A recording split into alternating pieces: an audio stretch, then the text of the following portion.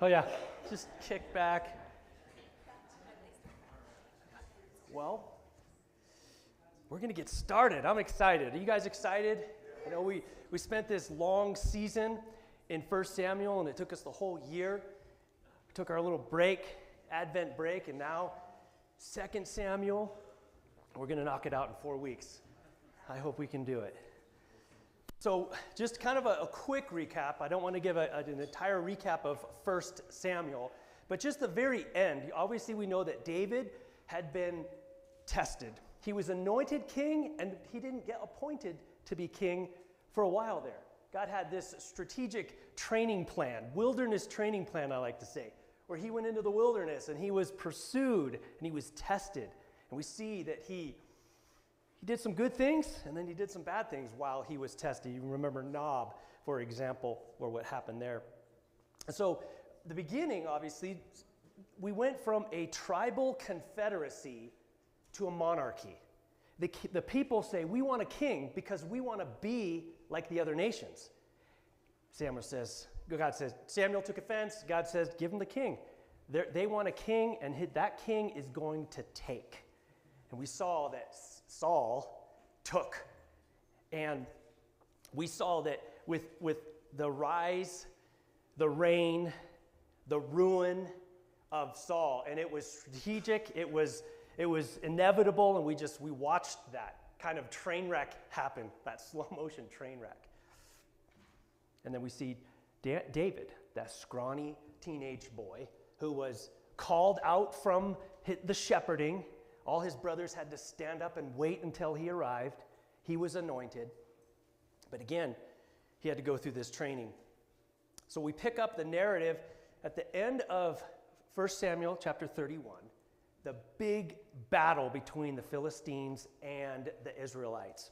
And remember that they started mounting their forces, and David had moved to Ziklag, which is Philistine country, and they were going up to meet at Aphek. And that's when the commanders were like, David, no, get him out of here. So they sent him back to Ziklag. Well, when David went back to Ziklag, remember what happened? It had been besieged, destroyed. Their wives and their children had been taken. David was at an all-time low. He strengthened himself in the Lord. He prayed. He inquired. His men wanted to stone him. Then they rally. They go and they rescue their families. He comes back to Ziklag, and that's where David is. David's back at Ziklag. It's in ashes. It's in ruins. It's destroyed, and they start to rebuild. And so here they go. They're starting to set up Ziklag again.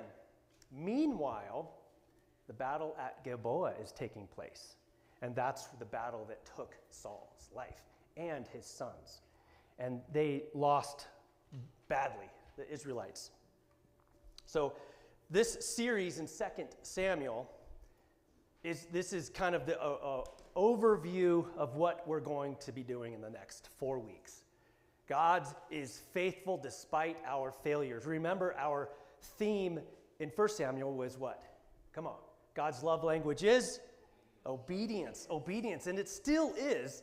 His love language is still very much obedience. And the reason why we're going to kind of quickly get through 2 Samuel is that there's very similar themes taking place. And I think we understand, we get it. But we are going to go through it at a rather rapid pace. I know I've mentioned back when I was a fireman, I got to work on a helicopter. And we would fly to fires. And as we approached the fire, we would get lower. We would get, a few hundred feet, I'd call it 500 feet, 1,000 feet, so we could get a good idea of the fire, where we're going to land. That's kind of how we're going to look at 2 Samuel. Like, we're going to be able to see topographically, like contours and things, but we're not going to really land. So, but this is going to be a challenge for you, is just to spend time studying 2 Samuel this month. And we're going to be in chapters 1 through 5. So you're going to have assignment to read chapters 1 through 5, but then also hit 5 through 10 to be ready for next week. And so let's pray, and then let's get into the text. Oh, Lord, we come before you just open, ready for your word to teach us, to instruct us. Use me, your servant, Lord, to make clear what it is that we're reading, so we could understand what we're reading, so that we could apply it to our lives and learn more about you, your faithfulness, your love, your mercy, your grace. God, I pray that we would just remove all those distractions that we have. Maybe those that want to go skiing today, those are planning their year, planning their day, whatever, Lord, I pray that we would just set it aside, study your text, be exposed, be cut by the scalpel sharp word of truth. We are sanctified, Lord, by your truth, and your word is truth, so we come to be sanctified and become more like you. In Jesus' name we pray. Amen. Okay, so you can open your swords up to 2 Samuel. And so for today, so that's kind of our overview. We're going to go the rise, the reign, the ruin, and the redemption to kind of get us through. This morning, the big question, the big idea, takeaway is, who sits on the throne of your life? This kind of very, very, very much so dovetails last week when we talked about how he must be our active agent. Unless the Lord is your Lord, then everything else is meaningless. You know, the vine and the branches. We can't do anything without the Lord. So David's lament, his inquiry, and his anointing. Then we're going to see the civil war and murder. And finally, David's anointing as king. And you see that anointing twice. Well, we're going to see that he is first anointed king of Hebron, and then finally at the end of chapter 5, or beginning of chapter 5, he's anointed king over Israel. So we're going to see how that unfolds. So let's talk about Hebron really quick. So David, I'm skipping ahead a little quick. We're going to stay here for a moment. So David, take a look at chapter 2, or 2 Samuel. Chapter 1 was the lament. So he came back to Ziklag, and they're starting to rebuild. And after a couple of days, it says that there was a Amalekite who had traveled. And remember, we had talked about this. We talked about this when we finished a month ago, was that he had claimed to be on the battlefield, and he had the wrist or the armband and the crown of Saul, and he brings it to him, and he says, well, I killed him, because he had fallen on his sword, and so he couldn't have survived, so I killed him. And what did David do? He dispatched him very quickly. So we talked about that a couple months ago, but then he had said, David had every reason to rejoice over the fact that now Saul, the one who was pursuing and trying to kill him, was dead. And instead, he still didn't kill Saul in his heart. And that truly was that takeaway from 1 Samuel, was that despite all of the reasons and evidence justifiably, and the tangible evidence of being pursued by Saul, he didn't kill him in his heart.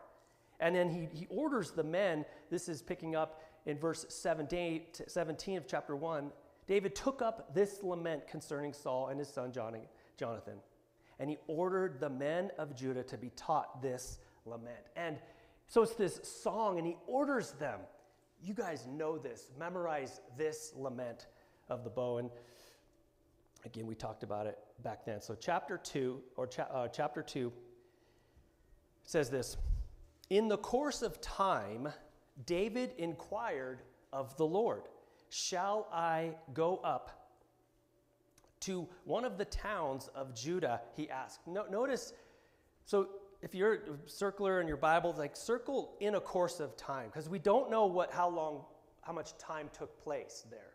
But he's in Ziklag, and he knows that Saul is dead. He could have easily said, it's go time, it's time. That's the green light. Now it's time for me to go become king. And instead he asks, should I go up to Judah? Should I go up to my hometown? Can I go home now? Can we go home? We've been living in Ziklag. Can we go home? The Lord said, go up. David asked, where shall I go? So God answers immediately, where shall I go? To Hebron, the Lord answered. So David, verse 2, went up with his two wives, Ahinoam of Jezreel and Abigail, the widow of Nabal. We remember her. David took the men who were with him and each with his families, and they settled in Hebron. So now let's take a look at Hebron. This is where they went. You can kind of see that it's 20 miles southwest of Jerusalem. It's in the Judean hill country, 3,000 feet elevation, so it kind of has a natural force. It's very similar to Jerusalem. I think I hear a phone going on. Maybe give me a hand. I think your phone's on. Ideal climate for fertile soil, fresh water. So this is Hebron, but there's some history, some Hebron history. God appeared before Abraham right there. Abraham left Hebron to rescue Lot. This is Genesis. And Abraham, Sarah, Isaac, and Rebekah, they lived and were buried in Hebron. So there's history here, and God had said, go to Hebron. Jacob, remember, he sent Joseph to check on his brothers. Remember what happened with that incident? So Hebron has some history, some rich history. But David, notice that David didn't say, it's a time for me to be king. He said, where shall I go? He says, go to Hebron. Not to be king, just to go to live there. Go back home. So David, he had every reason where he could put his handprints on becoming a king, and he didn't. I think of, when we go to the Safeway doors, you got to get within the sensor, but you don't put your handprints on it. This is David. He's going up to Hebron door of Safeway, where he's just walking faithfully to God said go to Hebron. But he's not saying, when am I going to be king? You said I was going to be king. I've been in the wilderness. I've been living with the Philistines. So our takeaway, even when it appears, when the light turns green and it's time to go, we still remain humble, we remain meek, and we be led by the Spirit. We be led by the Spirit. Because our heart is deceitful. We can kind of see things and go, oh, that's a green light. Okay, I'm going to not listen to the Lord anymore. I'm just going to go and do. So David, rather quickly, he's anointed.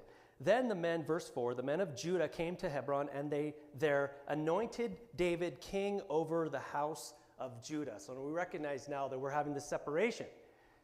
Only the house of Judah, the tribe of Judah, only one tribe made him king. The other 11 tribes we're going to see is going to follow another king. But they wasted no time. So let's pick it up in verse 5. When David was told that it was the men of Jabesh Gilead who had buried Saul. So you remember when Saul was killed and his sons, they were not only just killed, they were mutilated and their bodies were fastened up like trophies. And if we remember way back in 1 Samuel chapter 11, when the one thing that Saul did that was really good was he mustered the men and he rescued the people of Jabesh Gilead when they were being besieged by Nahash, the snake.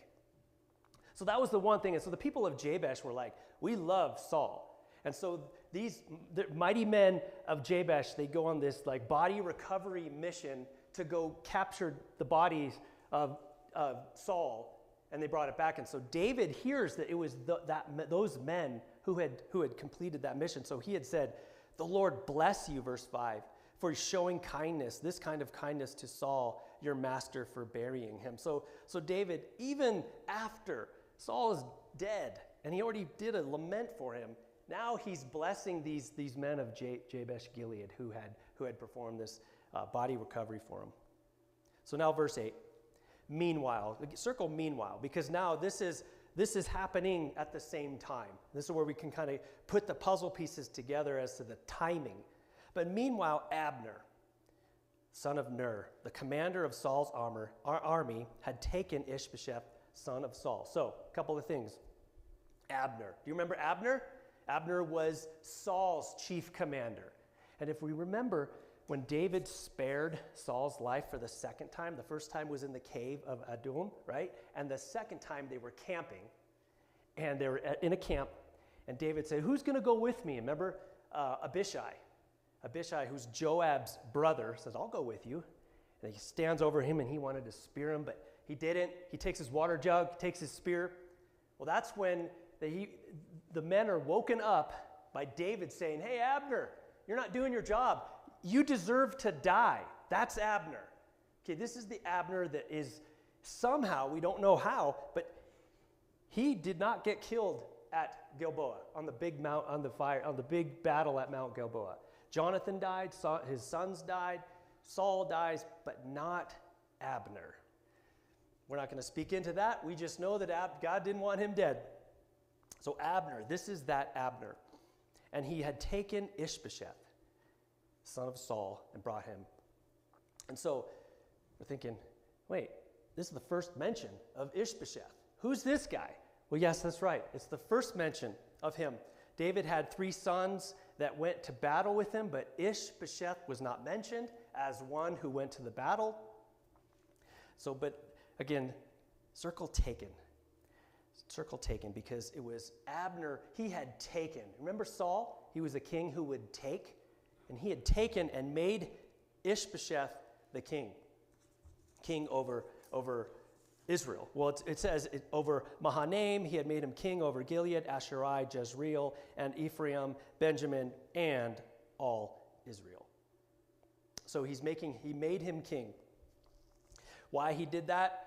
Maybe he did not want. He was still upset at how David had insulted him, and regardless of it, he had taken this king, his son Ishbosheth. Ishbosheth means man of shame. Man of shame. So I don't think Ishbosheth is going to be in the baby name books. Nevertheless, he's the youngest of 4 sons, and he was 40 years old, and he reigned 2 years. A distinguishing note, he was appointed king. He was not anointed king. Very, very big difference there. So then Joab arrives on the scene.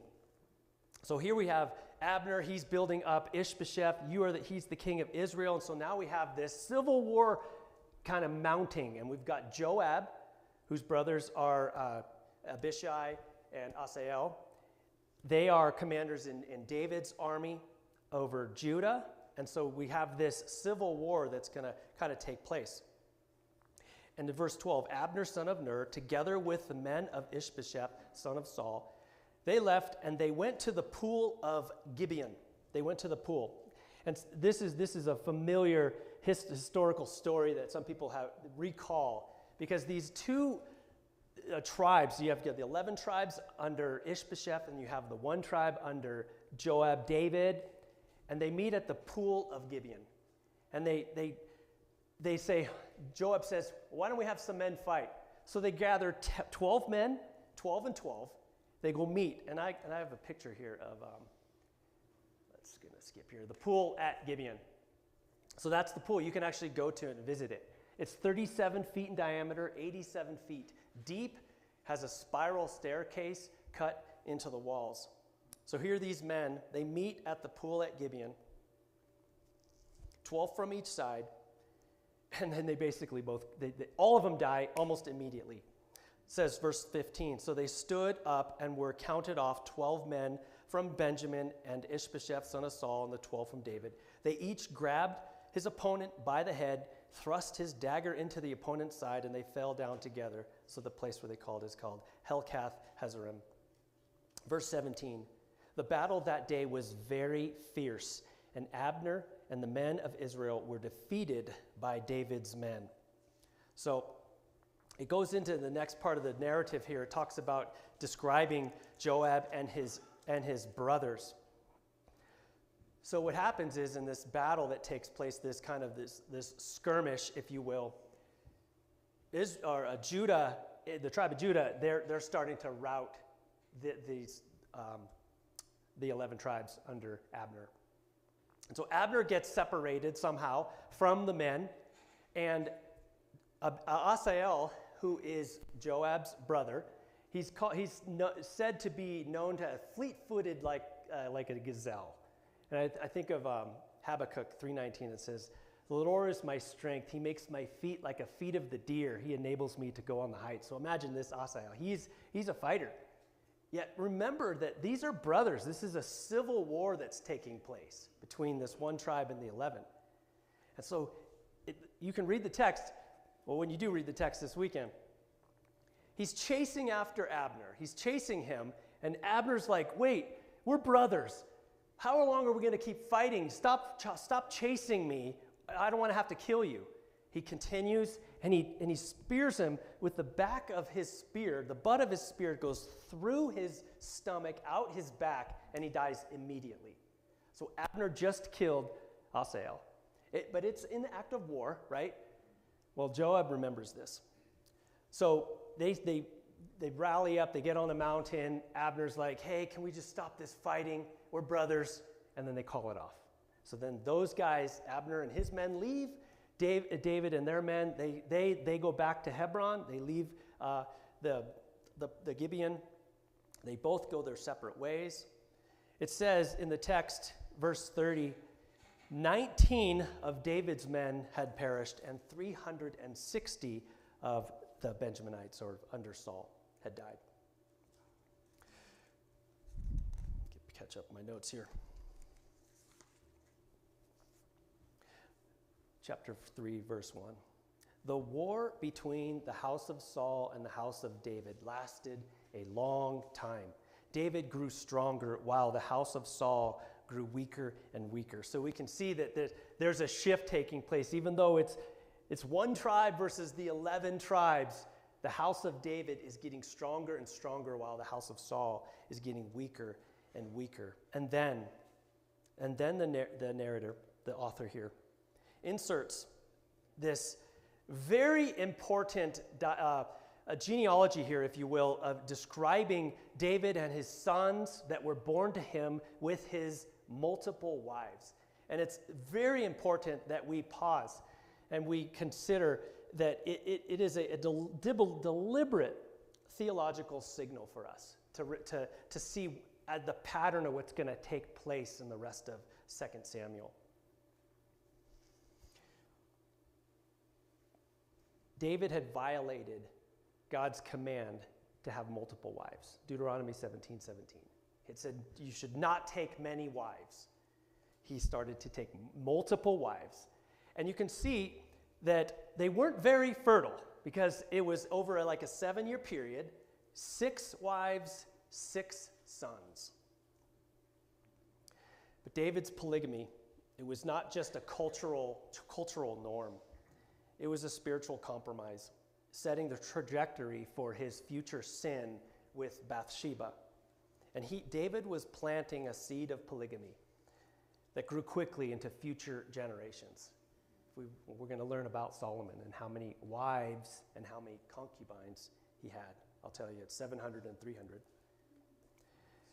Yeah, a lot. Okay, so verse 6. During the war between the house of Saul and the house of David, Abner had been strengthening his own position in the house of Saul. So now, another little side story takes place. Saul, he had a bunch of concubines. One of them was named Rizpah. Ishbosheth had accused or had heard that Abner had slept with one of Saul's concubines. And he confronted him. And he said, why have you done this? Abner, verse 8, was very angry because of what Ishbosheth said. And he answered, am I a dog's head on Judah's side? I wonder if that's a saying that we'll start using. Am I a dog's head on the Judah's side? This very day I am loyal to the house of your father Saul and to his family and his friends. I haven't handed you over to David, yet you accuse me of this offense involving this woman. Verse 9, may God deal with me, with Abner, be it ever so severely, if I do not do for David what the Lord promised him on oath, and transfer the kingdom of the house of Saul, and establish David's throne over Israel and Judah from Dan to Beersheba. Whenever they say Dan to Beersheba, it's basically Dan north, Beersheba south, everything in between. He said he's supposed to be king, and I didn't make him king. And so then Abner leaves. He goes and he meets with David. In verse 12b, there it says, make an agreement with me and I will help you bring all Israel over to you. So David, verse 13 says, good, I'll make this agreement with you on the account that you get me my first wife, Michal. Bring her back. Okay, it sounds good. So he goes back to Ishbosheth and he says, I got to give Michal's wife back to David. So he does. He takes Michal away from her husband, who follows after her. It's kind of a sad story there. He follows after her and then finally says, hey, you got to go home. But verse 17, Abner conferred with the elders of Israel and said, for some time you have wanted to make David your king. Now do it. For the Lord promised David, by my servant David, I will rescue my people Israel from the hand of the Philistines and from the hand of all his enemies. And so there's an agreement taking place between Abner and David, and he's going to help him make David king. Joab hears about this, and Joab, he finds out that they had this secret meeting. And so Joab comes in and says, how dare you? You talked to Abner. Abner killed Asahel. He doesn't say that, but I mean, that's why he's so mad. And so he says, go fetch Abner. So Abner brings him back. Unbeknownst to David, Abner brings him out. He sends him aside, and he goes up to kind of talk to him, and then he stabs him in the stomach. He dies. So Joab avenges his brother's death. Verse 24 of chapter 3. So Joab went to the king and said, what have you done? This is him talking to him. You brought him back. So then let's go up to verse 29. May Joab's house never be without someone who is running sore from leprosy and who leans on a crutch or who falls from the sword or who lacks food. So David, he is really upset with what Joab did. Behind his back, he murdered Abner. It wasn't a war crime. It was murder. First degree, cold-blooded murder. And so then David sets up in verse 33, he sang a lament for Abner, just like he had set a lament for King Saul and Jonathan. So there's murder taking place. So verse 1 of chapter 4. When Ishbosheth, son of Saul, heard that Abner had died in Hebron, he lost courage and all Israel became alarmed. So remember, he was not anointed. He was just appointed king. And he had put all of his hope in Abner, who appointed him king. So when Abner is now dead, he lost all courage. He was just a puppet king. The source of his courage was Abner. And it's no surprise that when he's dead, Abner's dead, he lost all his courage. So for us, the takeaway is Jesus Christ sitting on the throne of your life? Or is he your source of courage? Jesus said, you cannot serve two masters. So my question, are you leading a double life? Do you come to church on Sunday wearing a mask of faith and hope and love and joy, but quickly take it off when you go home? So we have this shift taking place, this power. Stronger and stronger David, weaker and weaker is the house of Saul. We have another story. We've got these two guys that were commanders of Ishbosheth's armies. Benah, it's verse 2, and Rechab. So these two want to set themselves apart because they can see this happening. They're seeing the writing on the wall. And so what do? They set up this covert mission to go out to, it's not very covert because it's in the middle of the day while Ishbosheth is taking his noonday nap. They go in, kind of walking, nobody's alarmed, they're supposed to be there. Let's pick it up at verse 5.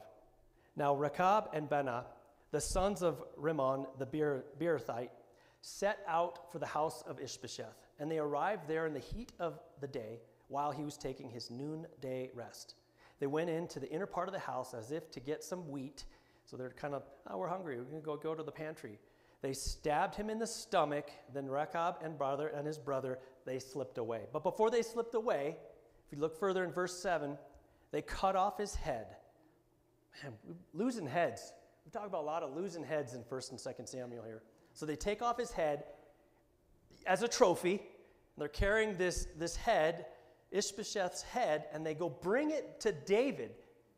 It's a very similar story. Remember the Amalekite that came and said, yeah, I got some stuff from Saul. Yeah, I killed him. David quickly dispatched him. The same fate for these two guys. And think of, many are the plans in a man's heart, but it's the Lord's perfect purpose that prevails. And there's a way that seems right. It seemed right for those two guys. We're gonna bring Ishbosheth's head. David is gonna give us all the accolades. We're gonna be on David's side now. But instead, he quickly has them dispatched, just like he had the Amalekite. Verse 8. They brought the head of Ishbosheth to David at Hebron and said to the king, "Here's the head of Ishbosheth, son of Saul, your enemy, who tried to take your life." That's false. Ishbosheth never tried to take David's life. "This day the Lord has avenged my lord the king against Saul and his offspring." And so then David, of course, as I've mentioned, kills him. So we're getting closer here. I'm off my slides. Finally, David's anointed king. Chapter 5, verse 1 through 5, let's read. All the tribes of Israel came to David at Hebron and said, "We are your own flesh and blood. In the past, while Saul was king over us, you," now circle how many times you hear the word "you." "You were the one who led Israel on their military campaigns." That's true, right? That was David slaying the 10,000s. "And the Lord said to you, you will shepherd my people Israel, and you will become their ruler." When all the elders of Israel had come to King David at Hebron, the king made a compact with them at Hebron before the Lord, and they anointed David king over Israel. And then it gives a little description here. David was 33 years old when he became king, and he reigned for 40 years. In Hebron, he reigned over Judah 7 years and 6 months, and in Jerusalem, he reigned over Israel and Judah 33 years. So the men of Judah finally, they had seen the writing on the wall. Do you know where we get that idiom? Yeah. We're going to talk about it. For those that don't know, the writing on the wall, it's Daniel chapter 5. So Belshazzar, he's the king. And he's kind of the appointed king because his grandfather is Nebuchadnezzar. His son was, I can't remember his son's name, but he had left and he had allowed Belshazzar to be the king. And so Belshazzar, he is having this irreverent party.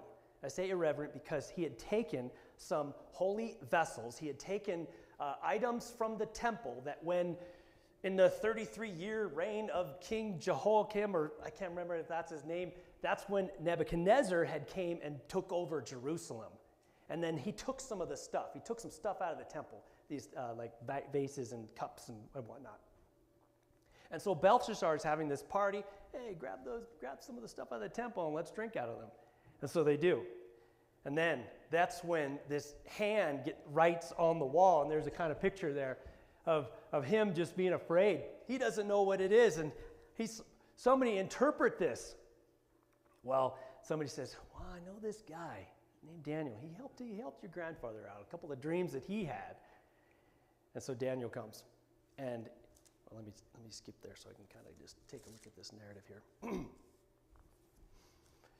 It says, "There's a man in your kingdom who has the spirit of the holy gods in him. His name is Daniel." I love how they describe Daniel. He's keen of mind, knowledge, and understanding, and the ability to interpret dreams, explain riddles, and solve difficult problems.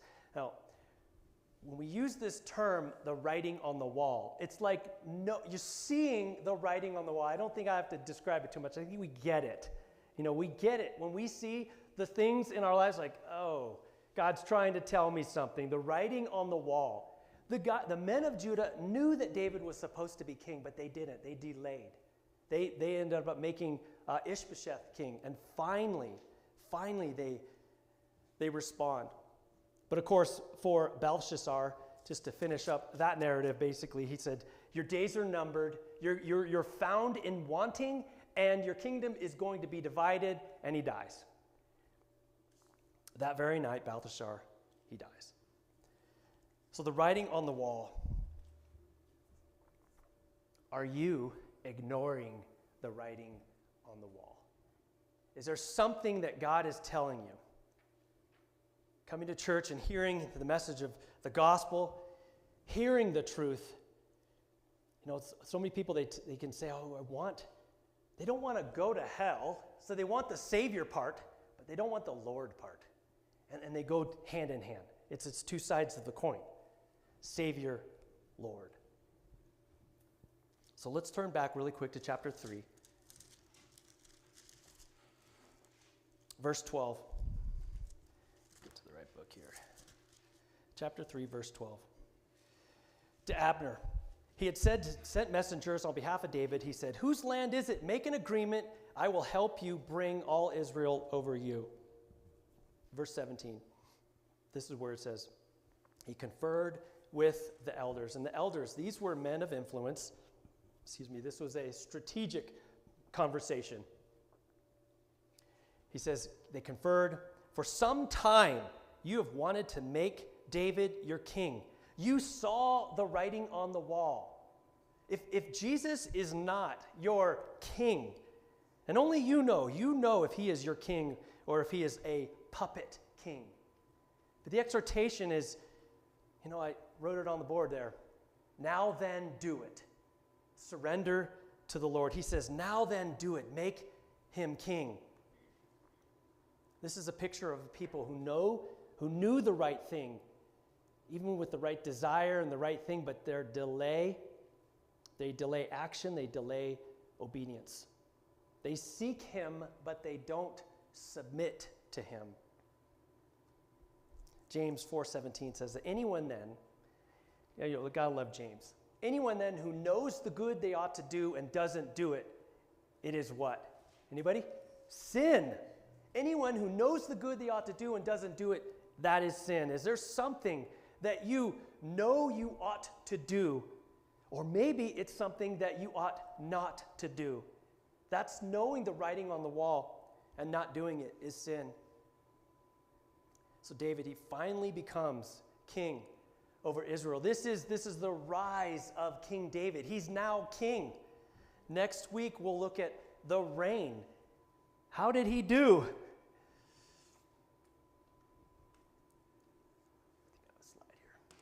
Many people seek Jesus as their Savior, but they do not surrender to him as Lord. Maybe they know about him, or they feel conviction. Of course, they want his blessings, and they think about following him. Belief becomes behavior at the point of surrender. Remember, the theme of 1 Samuel was God's love language is obedience. I would say that God's love language is its obedience of surrender and submission to him. It's the most important step, really, of salvation is surrender. Through confession, through profession. Christmas Eve was a special service, was it not? Mike got baptized. His confession was turned to a public profession of faith. Belief comes from behavior at the point of surrender. So are you treating Jesus the same way? You know who he is. You appreciate his life. You might even desire him. But have you surrendered to him? If not, I would say, like Abner said, now then do it.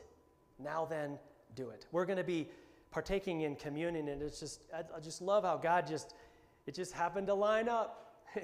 It's not happened God's plan. But communion, what a special, our first Sunday of the year. Just as whether you make your plans, your New Year's resolutions, this is the year. Now then do it. Make him your king. Surrender to him. Jesus warns of those who claim. Remember the Sermon on the Mount. Many people will say to me on that day, Lord, Lord, did we not prophesy in your name, and in your name cast out demons and perform many miracles? And I will tell them plainly, I never knew you. Away from me, you evildoers. Whoever believes in the Son has eternal life. Whoever rejects the Son will not see life, for God's wrath remains on him. John 3:36. Now then, do it. I think I got one more slide for you. That's it. Is Jesus the king of your life? We see that David, this is the rise of King David. Or is he just your appointed puppet king, just on paper? Or have you really surrendered to him? Romans 14:11, as surely as I live, says the Lord, every knee will bow before me. Every tongue will confess to God. My prayer is that if you have not, that you will do it. Today, you will confess to God. You repent of your sins, turn to the Savior, turn to the Lamb of God who came to take away the sins of the world. Let's pray. Oh Lord, your word, we love it. We crave it. God, I pray that you would, as we take this time, we're going to sing a song, Lord. We're going to pass out the elements. Lord, I pray that you would speak to our hearts. Lord, I pray that the writing on the wall would be so obvious that we would throw off the thing that hinders, or we would run to you, run in such a way, surrender to you, Lord. I pray that we would make that if anyone has not made that confession, they would make it true and real and right today. Lord, this is the day the Lord has made. Lord, we rejoice and we are glad in it. Lord, thank you for your word. We love you, Jesus. Amen.